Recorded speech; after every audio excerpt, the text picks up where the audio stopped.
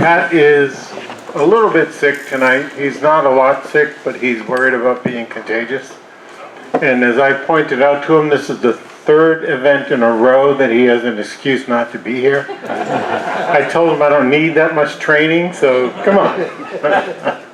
But actually, since he is sick, I said, please stay away. We don't need that. That's not the kind of sharing I want to do here tonight. So it's been an interesting week. We had the picnic and the 2x4 contest this weekend. And we had some great side dishes and desserts. The barbecue guy forgot to show up, so he was over an hour late, but that's all right. Some people stayed around and get takeout. That's what it was. It was just takeout. But it was a mess. And our presenter for this meeting bailed on us. So our president bailed, our presenter bailed, our meat guy bailed. You're stuck with me. I'm sorry, guys. That's all you get. Must be something to do with Mike. Mike, come on. I like you. So tonight we have started with $197 in the 50-50 raffle. It's going to be over 200. There's 3 cards that can win a prize out of the 7 cards that are here. So I highly recommend you buy at least 10 tickets. Then we have a prize. This one is a ballistic, what is it called? Yeah, ballistic glue applicator. There's different nozzles for it, and you can store the glue in here. And also one of the club shirts you'll get if we have the size you want. You can still get a shirt, but I don't guarantee it'll fit because we're limited in sizes. And the door prizes are over there, 3 door prizes as always we have. The scholarship thing that we offered, I'm still waiting for takers.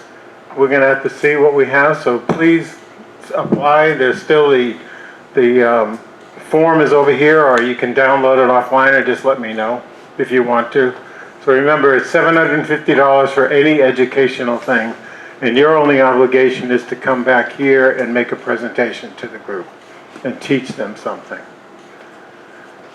Coming up is going to be, of course, fewer and fewer people as they all go back, the snowbirds go back, but we still can catch up online. These videos are posted, and we still will take your donations if you want to send them to me. I have no problem. I'll put it in the box for you. There's guaranteed, trust me, really, I will. Tonight we have the club shirts like this for sale. They're $25. And we have t-shirts for sale that Greg has made. The polo shirts are $25. Like I said, there's gray and green. And the t-shirts are $10 each, or 2 for $15. So, no, it's a pretty good deal. There's limited sizes available, but depending on the demand, Greg will make more, so we can have that. Any questions on anything? Tonight we're going to have Randy and Bill make a presentation. They're going to show us how they make all these fun things that they make. They'll give us all their wisdom. So stick around for the next 35, 40 seconds. It'll be good.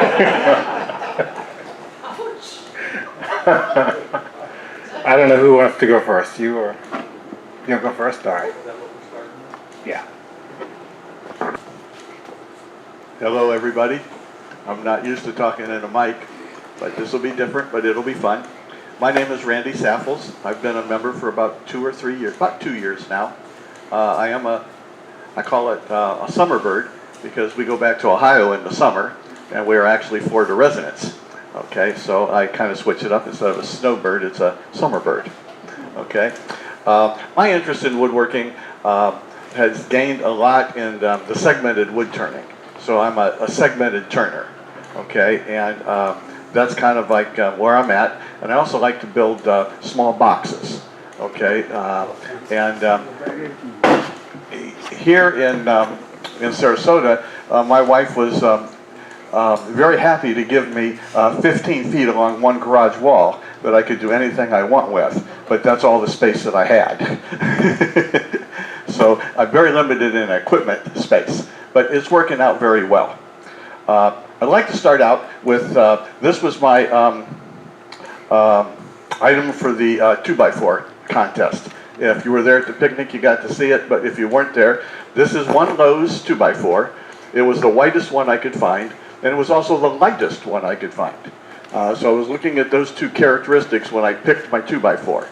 And then I designed the vase with the 2x4, and it probably took me an entire 6 or 8 hours to design the 2x4 in order to get enough pieces out of it to make the vase. Because I basically knew how big I wanted to make it, but I had to allow for enough material in order to build all the rings.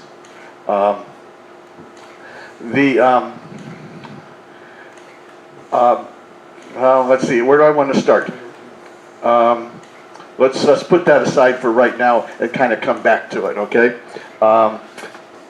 When creating a vase, it's actually kind of a dual-purpose thing. It's a vase, but it's actually designed to be an urn.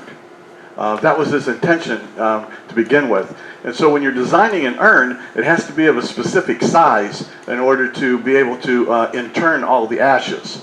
There's a volume requirement, okay? So an urn this size has a volume of about, a person that weighs about 225 pounds when they're living, okay? And so you can make smaller urns for smaller people or bigger ones, you know, and so forth. So when you design something that's like dual purpose, you kind of have to make sure it works. And the other thing about the 2x4 urn was it goes back to being buried in a pine box, like they used to be many, many years ago. Well, this is about as close to a pine box as you could get if you're one of those eco-friendly, environmentally friendly type person. Okay, you can get interned in a pine box. Okay. Now, my presentation tonight is a little bit twofold. It's like how I built that vase, and how do you go about segmented turning? Okay, segmented turning is basically making a bunch of little wedges that look like this. And these little wedges then are glued together and make up rings that look like this. Okay, and then you take your rings and you stack them on top of each other in order to make your vase, or your urn, or whatever you want. It starts out by drawing. You kind of have to draw what you want. And then you draw kind of a basic shape of what you want.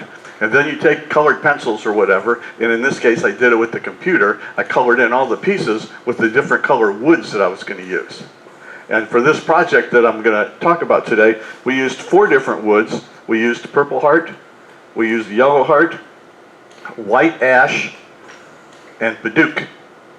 And these are the strips of wood that I cut in order to build the vase that I've got started here. So you have to take your regular flat boards and calculate how much wood that you need of each particular species. And this vase right here, this little vase, actually takes 3 board feet of wood to make.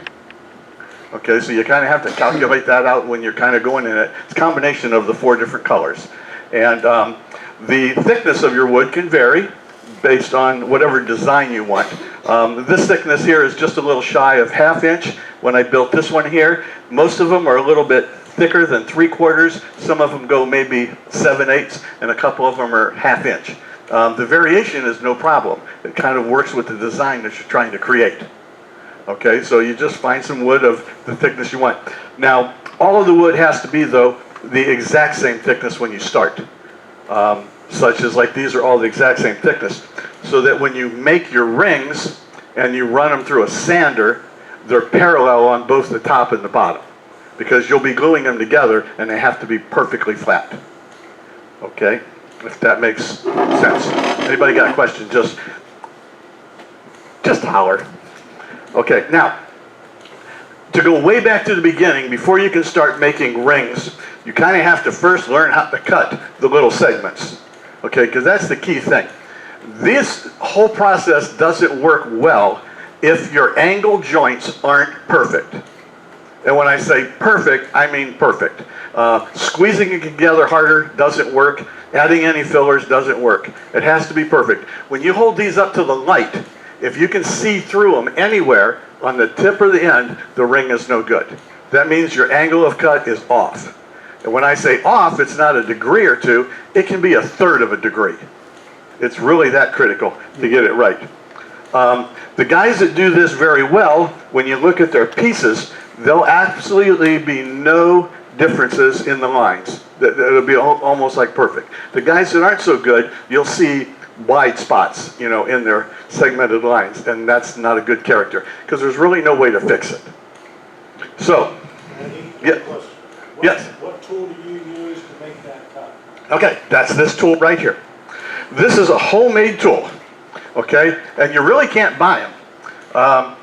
In the beginning, most people would use, on their table saw, they would use their miter thing, and they would turn it at the correct angle and run them through. Not nearly accurate enough, okay? You have to have something that's much more accurate than that. Using a chop saw or a sliding miter doesn't work. Not accurate enough, okay? You will get, you know, like a half a degree or something like that off, and it'll mess up the whole ring. So there was a guy, probably 10 or 15 years ago, named Jerry Bennett. And he realized that he needed a piece of equipment that would make these cuts like spot on every time. So he invented this thing called a wedgie sled. Okay? And this is the one that I built. It's very simple to make if you have a table saw. Actually, it's just a piece of MDF board with a runner on the back that fits in the track of your saw. And it can only be used on the saw you make it for, because everybody's saw is different. So you cut a piece of MDF board, put a track on it that slides, make it wider than your blade in your track, because once you put this on, you put it in the track, the first thing you do is saw it through your saw and cut this edge off and make it right flush with your blade. Now you know you got it. Then the second thing you do is that you have to make these arms right here. And these arms are, there's not even no measurements.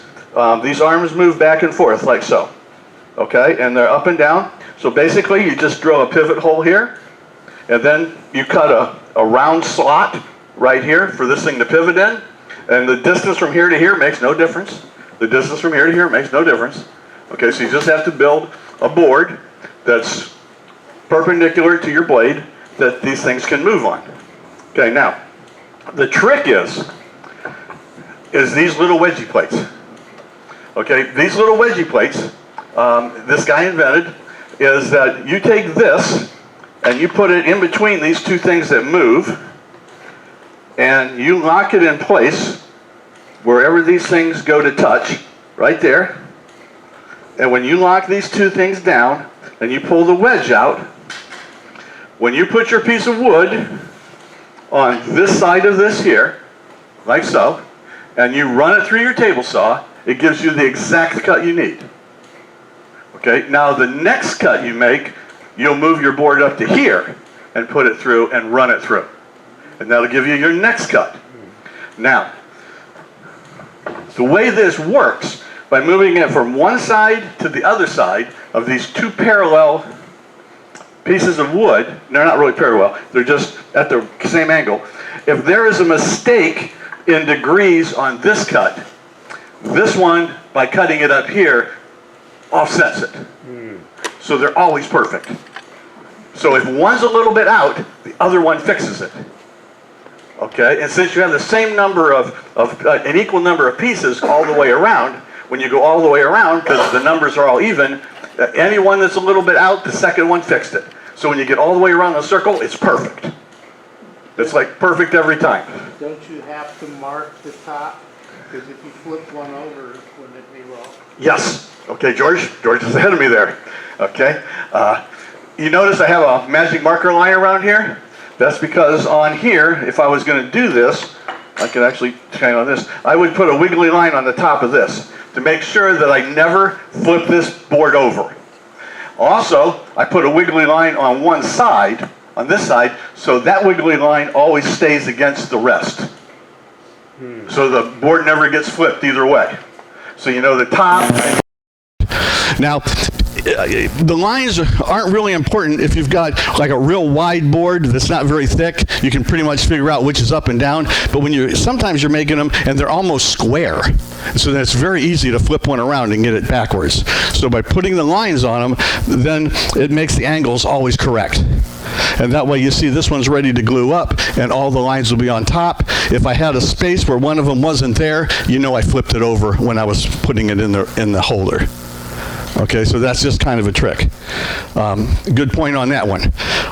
Again, this is called the wedgie sled, and it just slides back and forth on your table saw. You need to make something like this too, okay?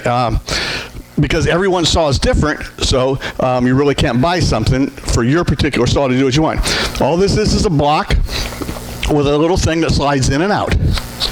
Okay, now this I attach to my fence, so I can slide it back and forth. Okay, this, when I've got this piece of wood sticking out, and I know how wide I want to make my segment, that is, this is a little wider, how wide I want to make my segment, what length, I set this thing to that length, and then I lock this thing down.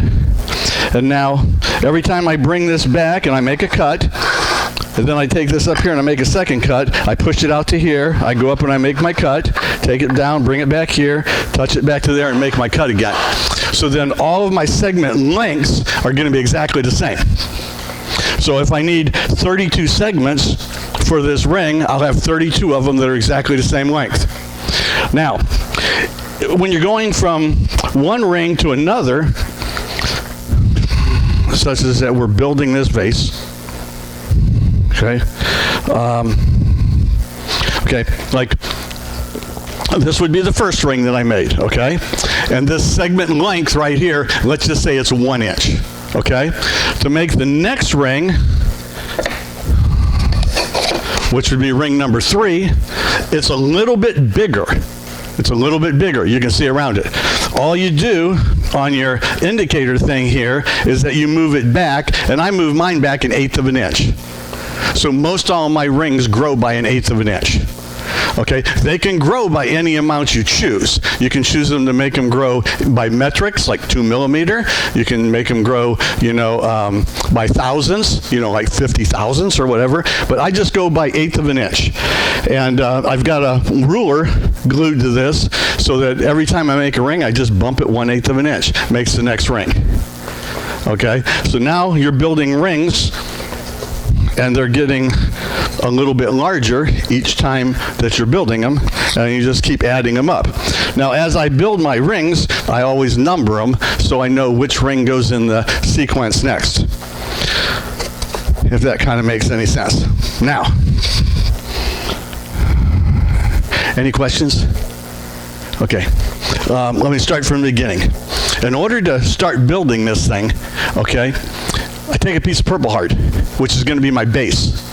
I glue this little thing on it, which is just a scrap piece of wood. I glue it on there, and I hot glue this to this. I put this in my lathe. I turn this round, okay? Really pretty easy. But while I got it in my lathe, while I got this in my lathe, I'm going to turn the bottom of this so that it looks like this. Okay, this is a recess that'll fit into my chuck. It's already got the lines in the base of it and everything else. So I turn this piece completely, and I'll actually even finish it while it's on the lathe. So this piece is on the lathe, just like that. So I turn this piece, I sand it, and I finish it. And then I take it off of the lathe, and if you use hot glue to glue this onto here, it'll hold really good. You just take denatured alcohol and brush it on the hot glue, take a screwdriver, and it'll peel right off. And I've used this one little block probably a dozen times. You just take the hot glue off. Now you've got the base started here. Turn that upside down. Then, once you got the base on your lathe, the next process is bringing your ring up and attaching it to your base. Okay? And the trick is that when you're doing this, you have this on your lathe, you have to center them every time in order to keep the whole thing growing without like turning left or turning right, okay? So centering it is really important. And it took me a while to figure out how to center it. So there's another little trick that I designed, and I seen one sitting around here because I didn't bring mine, but I don't see it now, is that I use a set of coal jaws. If anyone knows what coal jaws are. Okay, and I have a set of coal jaws mounted on a shaft that I stick in the tailstock of my lathe. Then I put the ring in the coal jaws, and then I bring the ring right up to the plate, put some glue on it, and I let the coal jaws hold it on there. You wait about 15 minutes, and it's stuck pretty good. Then that ring's on there. Then you can take your next ring, put it in the coal jaws, bring it right up, and then you just kind of build your vase as you go. Now, when you get about 3 rings, this one here might be 4. Okay, we got 4 rings on there. Okay, like that. Now, I have found that when you're building this, you have to stop right here. And when you get to this point, you want to take and you want to rough the outside to where this is round now. Okay, just get a rough shape. And then you want to go on the inside and you want to finish this on the inside to this depth. Okay, so you're working your way from the bottom to the top. Okay, so you're going to work the bottom out and get this real nice while you can get your tool rest right up close. You got real good control of your tool. And then you shape this out until the inside shape is correct. And then your outside shape will match your inside shape pretty good. Okay, so on this one, I would go to about here. I would shape it right up to this ring. Then I would go and I would put this one, and probably this one on. Okay, now I've got those on there. Now I'm going to finish this until I catch up with this, because this hole gets pretty small. I might even just put 2 on and finish these 2 up, and then add this one here and finish this one. Okay, so now I'm all finished. Now when I get this far, this hole's getting really little. I'm actually going to go in here with my brush and I'm going to finish it. I'm going to put polyacrylic on the inside so it's completely finished, because I'll never get back down in there again when I start putting the next couple rings on, because then I'm going to add this ring and now the hole's getting quite small. And then when I get up into here, it's getting like where I really can't even get in there anymore. Okay, even though I make this round. And then when I get to this little puppy, there's really no way to get in there, even though this will be opened up a little bit better. But now with 3 rings on here, I'm going to finish that a little bit right there with my polyacrylic, which is my final finish, so that the inside is completely finished. Then these will get all built up like so. Just keep on going, and that'll be the top piece. So as you're building it, you're finishing it from the inside and you're finishing it on the outside. And if all works out well, you'll end up with a piece that looks like this. Okay? Yes, Marvin? When you're putting the rings on each ring, Yes. you position that so that every little block on each layer is positioned exactly the same. Great question. Okay. When you start doing these, I can probably sit right here. You start with one color. I'm going to put this color right out here in the edge. I'm going to start with purple. The purple then will go 50% on the next ring. Just go by eyesight. Yes. You put the center of the purple and the white in the center of the purple. And then you go to the next one and you do the same thing. Half purple, half white, just like that. And so you're doing the center of one and the center of the other. And basically, I do them all by eyesight, and it's good enough. You know what I mean? When you're doing it. It's much easier if you're turning the outside as it's growing in order to line them up, because then you don't have the depth of one ring being a lot lower than the next one. They get real close together when you're turning them, and then you can line them up pretty easily, getting them exactly 50%. Yes? What do you use for adhesive? I just use the Type Bond glue, the standard one with the red label. And it allows me to have probably 3 to 5 minutes to play with it. So when I'm attaching the 2 rings together, I put glue on one side, I bring them up, I rotate them like this, and then I line them up, and then I press it together. And when I say press it together, remember I have this ring in my coal jaws, and I bring up my tailstock. So I bring it up, lock the tailstock down, and then I have it loose enough that I can line them up. And then once I get them lined up where I want, I take my crank on my tailstock and I turn it, and that just tightens it right up. And I let that set for 15, 20 minutes, then I can add another ring. Okay. When I'm building the rings, I use hose clamps in order to hold them together. There's probably 3 different methods that are very popular. One of them's hose clamps, one of them's rubber bands, and there's a third one, like you wrap a rope around it and you turn a thing like a tourniquet, and that holds them together. Okay. All 3 works well. It's just kind of a preference. I like the hose clamps. You can buy them on Amazon for about $3 a piece, and I've got a couple, 2-3 dozen of them for different diameters. You get them 6-inch, 8-inch, 10-inch, 12-inch, and whatever. And if you buy all of the same kind, you can put 2 of them together. So if you have a big piece, you can put 2 different rings together.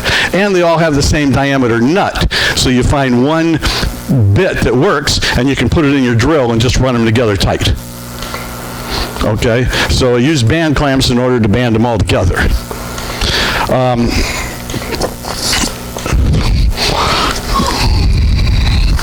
These wedgies come with different numbers on them. This is a 24 segment wedgie. This will make 24 segments to make a circle. This one here is 32 segments to make a circle. 20, very popular, and the one that this vase is made out of is 16 segments. Okay, and they have the correct angle that you're working with, like 22.5 degrees. These you can also buy online. There's probably 3 or 4 people that cut these with a laser cutter, and they're cut exactly right. Okay, so that's kind of a must. People that have tried to make these fail. And it makes it very difficult for them to get good at it. Okay, so they're about $8 a piece to buy them, and you can buy them in probably 8 different number of segments per ring. You just have to kind of pick and choose what you like to use. There is another guy, his name is Lloyd Johnson, been around for 20 plus years, maybe older than that, and he's a IT guy, so he plays with the computer a lot. And he's got a thing called Woodturner Pro, which is a program that you can use on a PC, and that program will design your vase for you, and then it'll actually give you a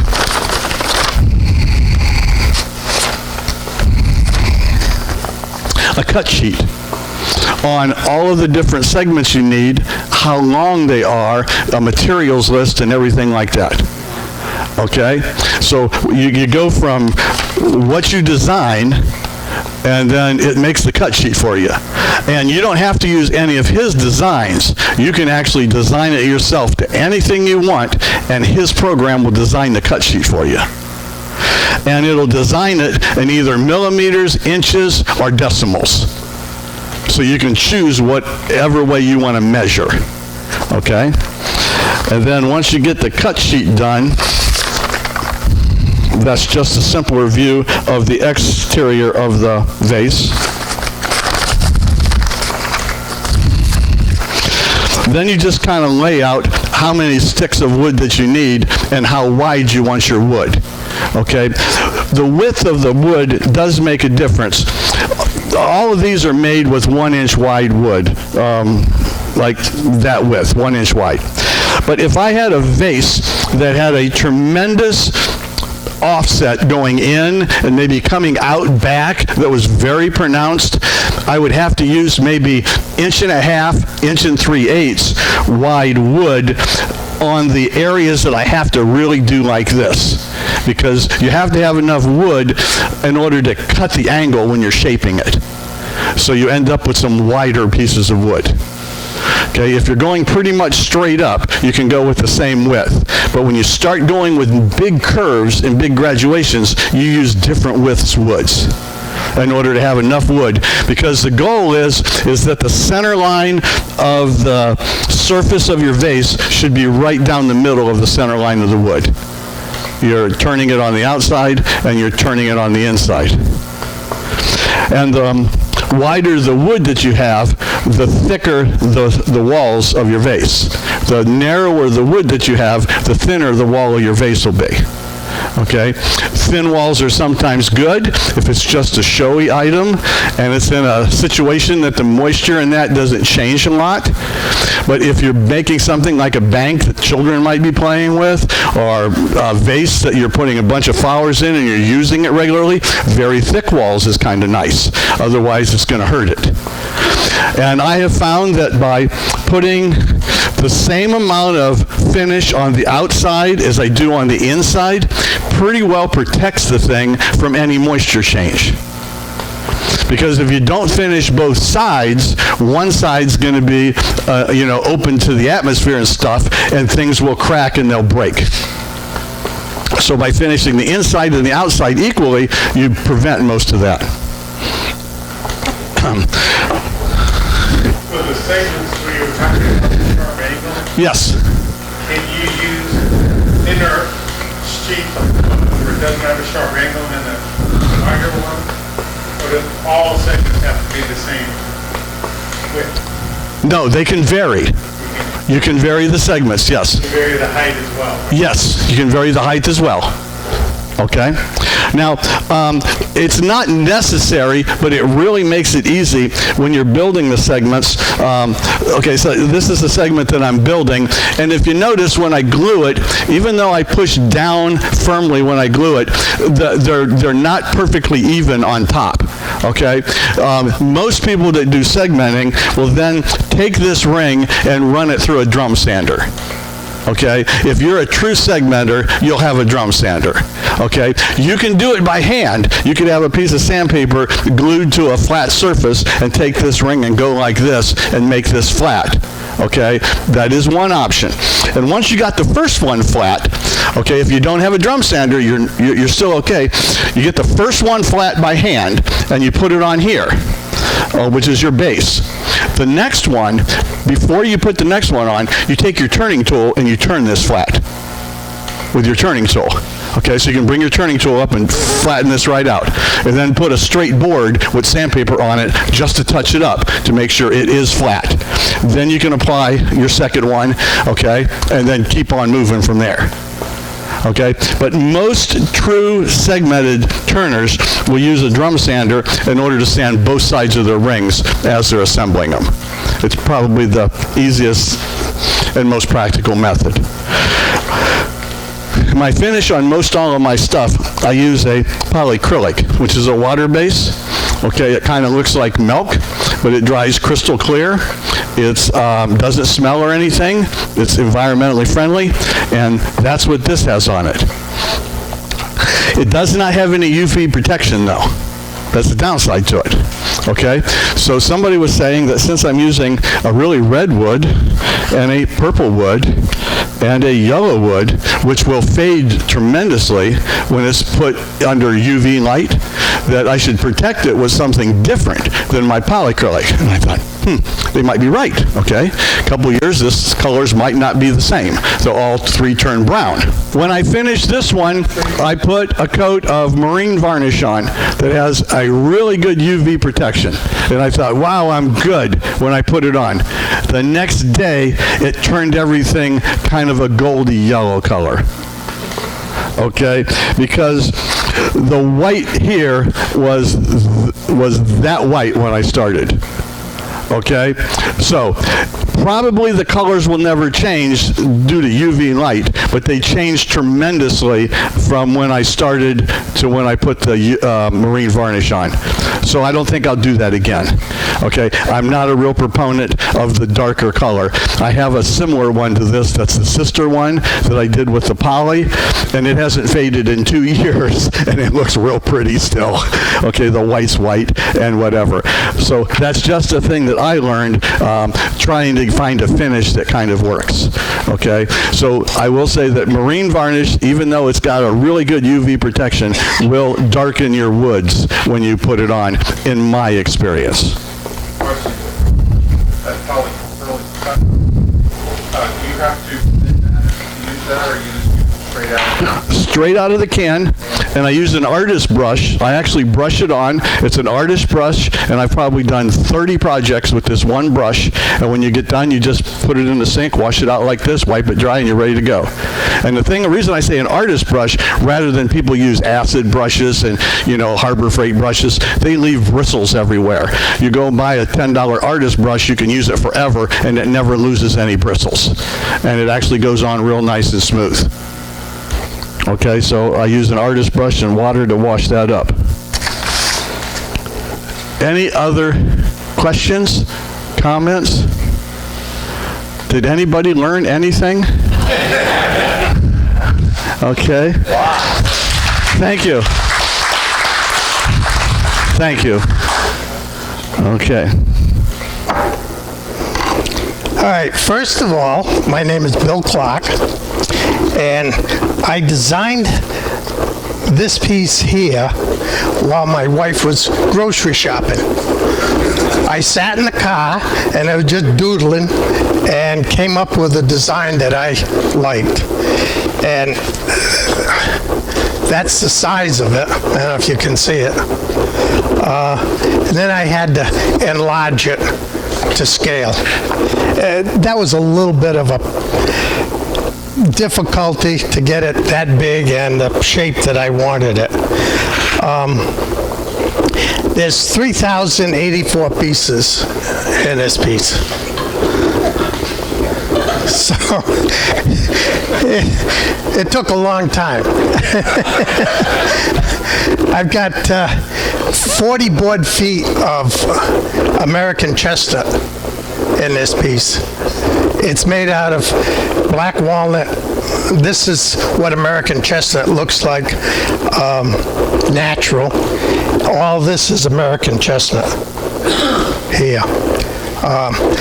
I planted these trees when I was about 20 years old, and I took them down about 5 years ago and took them to a friend of mine that had a portable sawmill, and we cut them up into boards. And I put it up in my barn. I didn't know what I was going to do with it, but I didn't want to just throw the wood in the fire. So I finally got them down, planed them up, ripped them to size, and I had 2 black and yellow totes that I put the wood in and got it shipped down here on the plane when we flew down. So I started down here in Florida putting this thing together. It's been a long journey getting this thing done. In between getting this done, I had a knee replacement, so I did about half of it, and then the thing sat in my garage or my house, a shop, for probably a month and a half before I could get back in the shop. I could walk around, but I couldn't stand very long. That was the problem.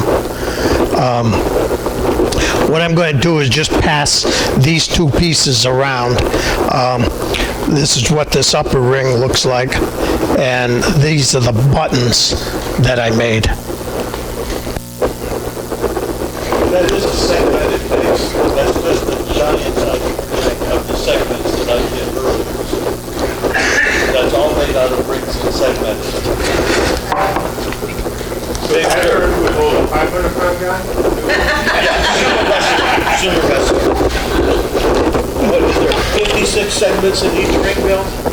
48. 48 segments in each ring. All right, the first time I put the black on, I was going to do it all natural and ebonize it. Now, ebonizing is an old term that the old-timers used to use to darken wood. And you have to have tannic acid in the wood to make this work. And it's the simplest solution that you can think of. It's some salt. The recipe that I got said you had to use kosher salt. That's baloney. White vinegar and a piece of steel wool. And what we're going to do, this is a piece of cherry. I'm going to dip it in here, and then we'll set it on the table, and you can take a look at it. It will change color quite rapidly. I got black walnut works, cherry works, and American chestnut works. What happened was with the chestnut, I had blue streaks in it, and I didn't like that. So I spent a little bit of time trying to figure out what I could put on here that would be black other than paint. I wanted this black not to be shiny. I wanted a matte finish. So I got, this is what they call ultra flat urethane. Well, I tried India ink. That didn't work with the urethane. It just would not work. Then I said, well, I got some coloring to use for the epoxy. So I put a little bit of that in. It didn't work either. So finally I went to a paint store and got some professional opinion, and Old Masters wipe-on stain that is black. And he said, I'll try it for you. He tried it and it worked.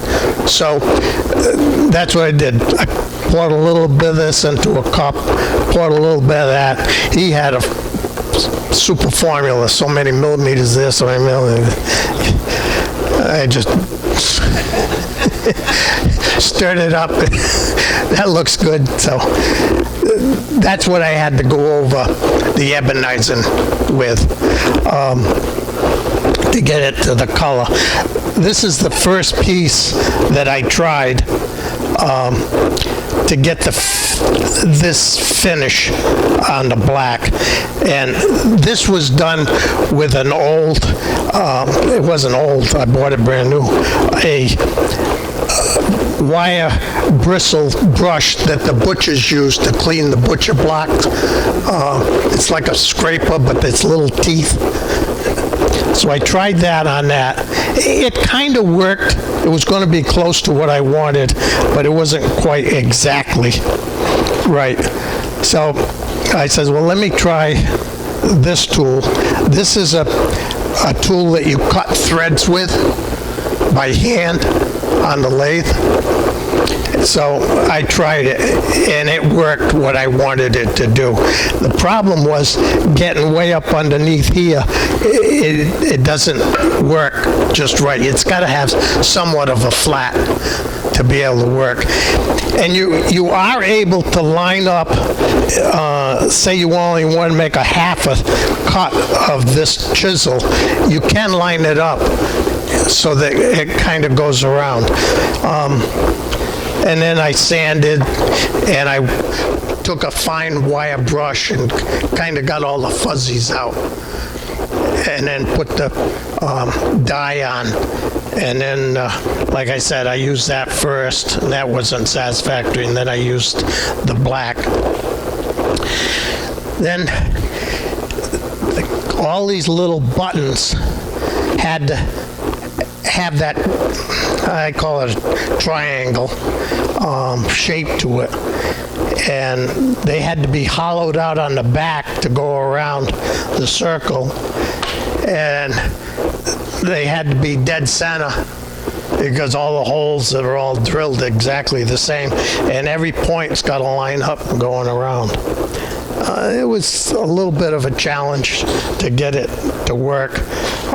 It's all kind of done by hand, believe it or not. Randy came over and helped me when we drilled the holes, kind of lining things up, because the lathe has index points, but it moves just a little bit, and we had to line it up exact in each one of those joints, and he helped me with that, and that worked. Does anybody have any questions on this piece? It was done in two pieces. I did the bottom in one piece, and then did the top and another piece, and then put them together. Yeah. It's all hollowed out. It's all finished on the inside. It's pure black on the inside. And when you get a piece judged, which this is going to be judged, it's only as far as you can put your finger inside that they want it to be smooth. Not want it to be smooth, but that's all they judge you on. So that's pretty smooth on the inside. Pyramids having curves on the backside of the pyramid can match. I made a jig to hold it, and then it's done. If this is a spindle sander going up and down, it goes in like that.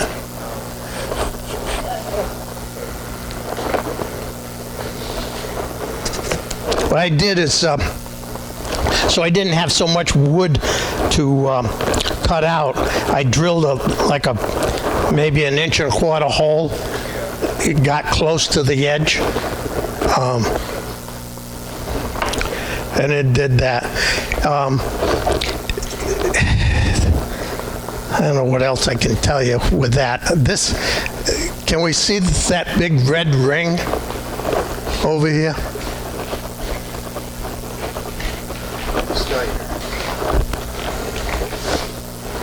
So a lot of times when I was working on this piece, I'd have to take it off of the headstock and put it on the tailstock, turn things around, move things back. This thing here weighs what? 100 pounds anyhow. So I got a chain fall in my shop with a travel beam, and I pick it up off of the floor. There you go. Well, hello. It's been a while. Nice to see you all. So, for the longest time in my workshop, I've just let dust go wherever. I really haven't done anything about it, and then I finally was like, you know what, I've got to get that taken care of before I pass away from woodworker's lung or whatever it's called. And so I'd seen a lot of like magnetic kind of dust fittings, because I'm not going to run pipe all through my shop. I just wanted to kind of move a hose from place to place to place. And so I was like, oh, you know what? I've got material and I've got a CNC. I'll just make my own. And I just know, never even having touched any of the other ones you see on the market, that mine is better because I made it.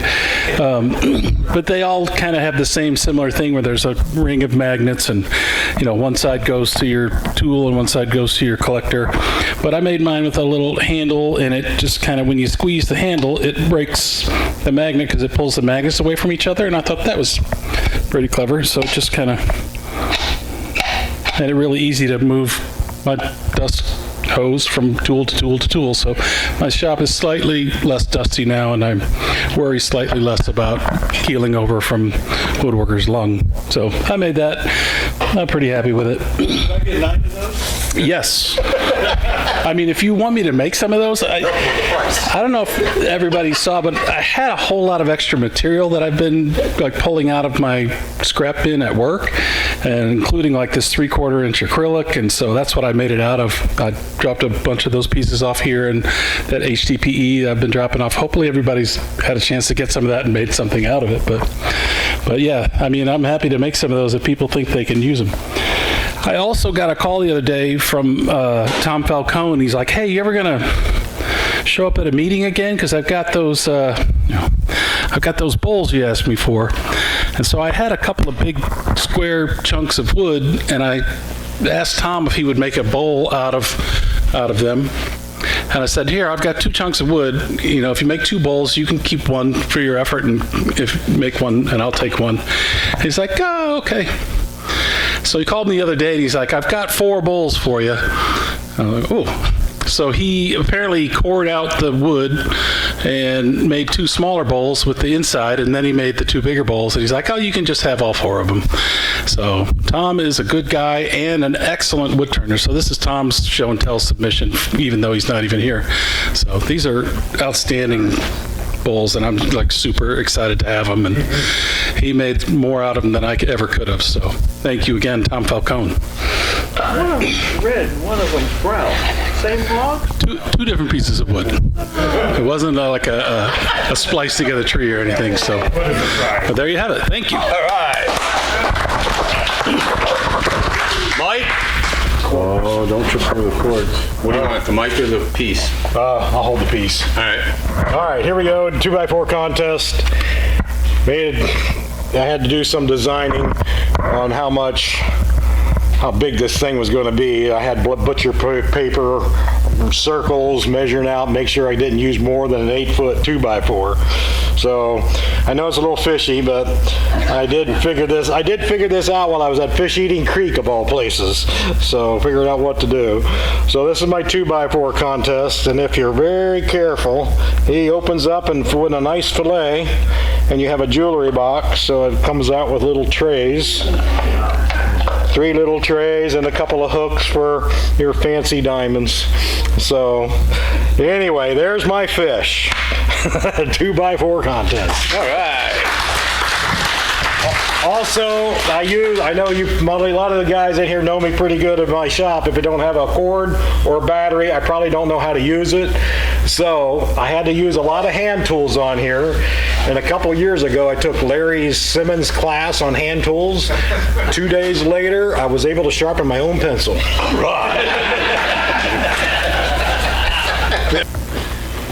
We've seen this, we've talked about it, there's not much else to say. 1,000 hours into it, if I did everything that I did to it. How much does it weigh? I would say maybe 20 pounds. Actually lighter than it looks. Yeah, it looks like. Yeah, it looks like it really weighs a lot. Yeah. That's it. Very nice. The 2x4 contest. So we just did a little bit of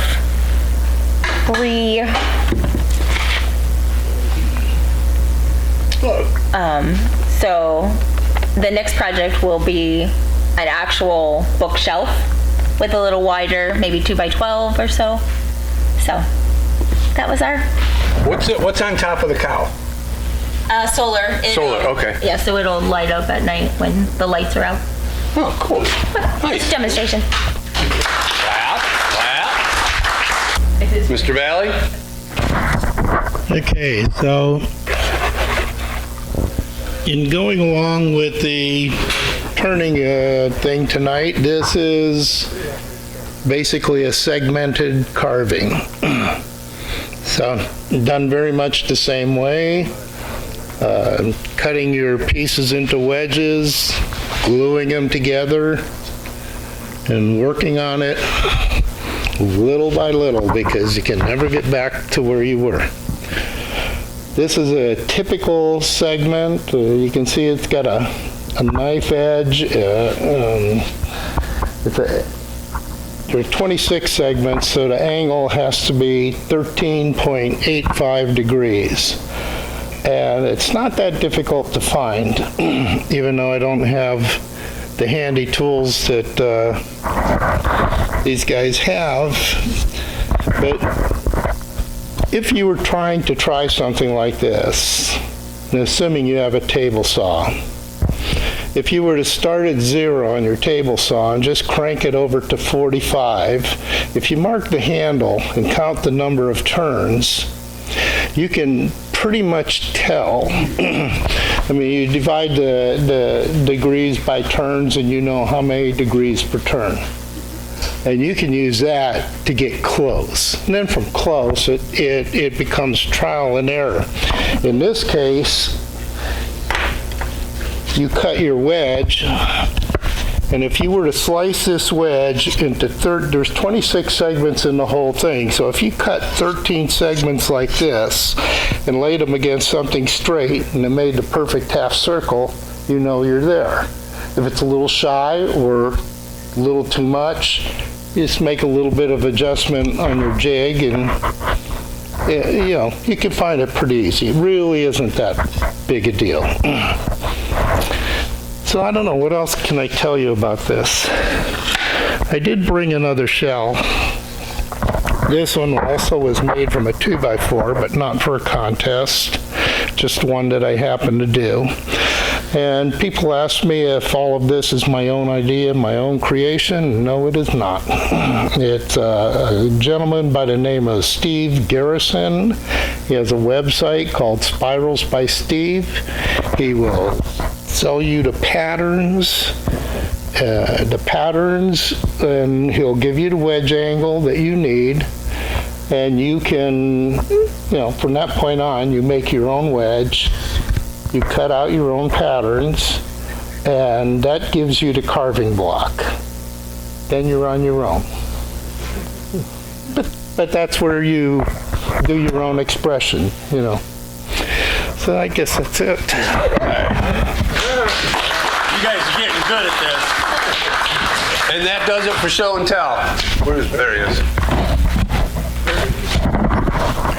Okay, there's a question on the Turner's meeting, since Pat's not here, and Tom's not here, and Bill won't be here, and Randy won't be here. I'm not sure about a Turner's meeting, so I'd suggest giving Tom or Pat a call to know, because I just don't know the answer to that. The Carvers, I assume, are still meeting every Wednesday, so they meet every Wednesday except this Wednesday, and they meet in the back room. 6:30 to 8:30? 6:30 to 8:30. See how I knew that? I'm right on the top of this. Okay, now it's time for the prize. Here we go, raffle first. Raffle first.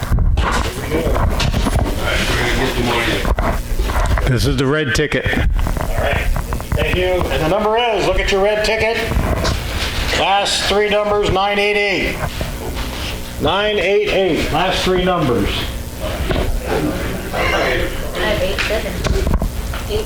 Someone's got to have it. 988. Nobody has 988? Somebody's gotta have it. Well, they may have left. This one you got to be present to win. All right, here we go. And this one is, last three numbers, 981. That's me. Anybody There you else? go. Anybody else? That's it. All right, come on, Jeff. All right, you get the nose cleaner. All right. All right, very good. There's instructions how to insert it.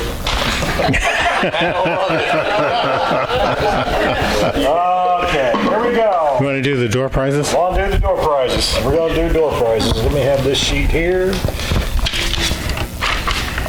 And we will get, here we go. Smoke. All right. Door prizes next. We got 3 prizes up here. Oh, hey Jeff, where'd you go? Also with that came a t-shirt. All right, I'll get that. All right. When I come up and draw my card. Okay, here we go. First number is 24. Who we got here? Joe Eddie. Joe Eddie, come on down. Woohoo! Come on down. We got 3 things up here. 3 things. I get all 3 things? No. You got a dental tool. You got a Japanese saw, and you got gloves and that. Okay. There you It's going to go. be a cutout. Here we go. And the next number is 11. 11. George Bailey. Come on down.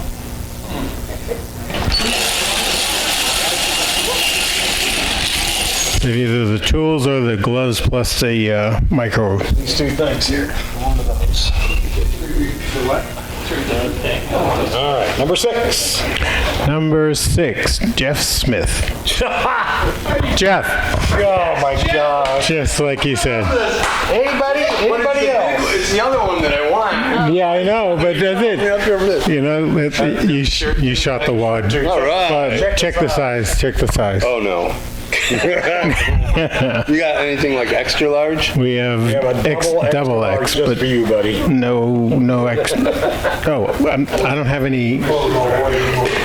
I'll have to look. I don't think I have extra large. Yeah, I have extra large. There it is. There it is. Right there. I don't have double X in that one. Okay. Okay. Good. Now the money shot. Now the money shot. Okay, here we go. You want to pick again? Hold on. Oh, I put that on. I was packing up going home. There you go. All right, here we go. Steve, ready. Steve Reddy? I don't know who Steve Reddy is, and he doesn't. Say Jeff Smith? Oh, wait a minute. If I turn it this way, that's what it says. There's no phone number, so What do we do now?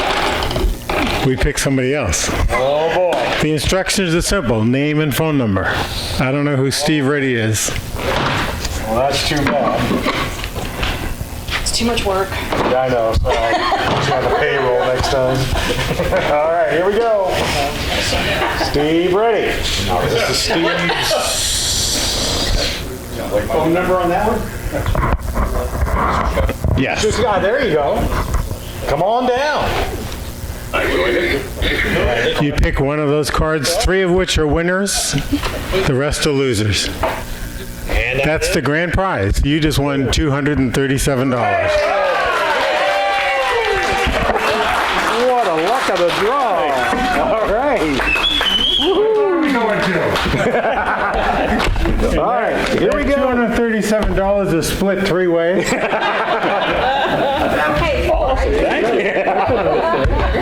Glad you showed up. Hey, you ought to get something. You pulled the ticket. Yeah, really.